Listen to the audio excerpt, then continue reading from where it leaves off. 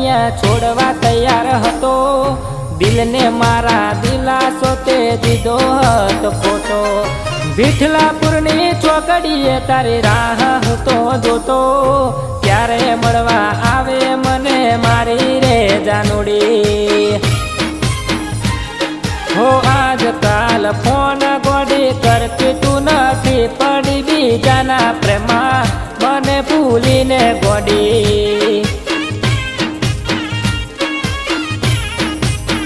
પડી બીજાના પ્રેમમાં મને ભૂલીને ગોડી.